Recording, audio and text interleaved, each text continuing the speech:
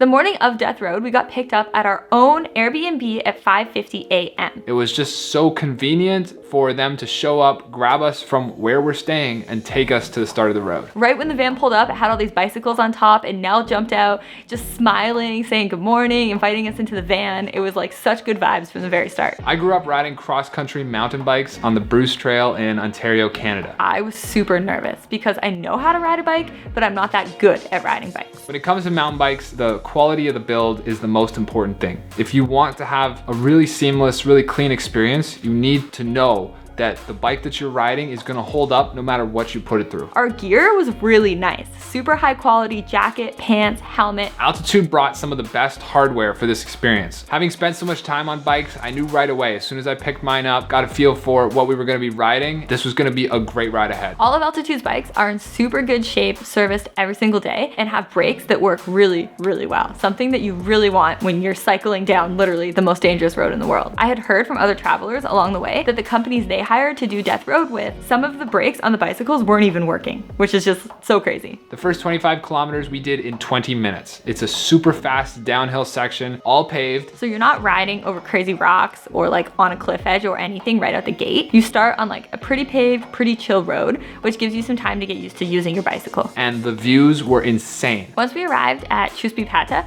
Nell took the whole group aside and told us a bunch of the history of the Death Road. Which was really neat, like knowing the history of the area, how the road was constructed. Getting this information really gives you more context as to what you're about to be riding and the significance of it to the culture here in Bolivia. One of my favorite parts of this tour was having Nell as a tour guide because he was so friendly and he spoke perfect English and he told stories about the history of the Death Road and also just like personal stories from his life. The nature in this region is out of control. I mean, it's the Andes Mountains descending into the Amazon jungle. You're experiencing all of this around you on a mountain bike on the edge of this cliff face. Words cannot really describe that. You have to go and experience it yourself. The tour starts at a super high altitude of like 4,700 meters. We ate breakfast around 3 degrees Celsius. There's snow on the mountains all around you. The wind is like pretty aggressive, but as you're descending, it gets super warm. The temperature changed so rapidly, which was really cool to experience. You arrive at the bottom, the bikes get cleaned off, everybody loads into the van. About 10 or so minutes down the road, they pull into this hotel. Getting to go to the hotel at the end of the tour was amazing. They had a buffet lunch for us with vegetarian options, something you don't always see in Latin America. Nell had some free beers at the table waiting for us. And we got to go swimming. Travel to Bolivia and ride the Death Road with Altitude. You 100% should go to Bolivia and ride down the Death Road with Altitude. You gotta use Altitude if you come to do this because they're one of the few companies that start the earliest, and 200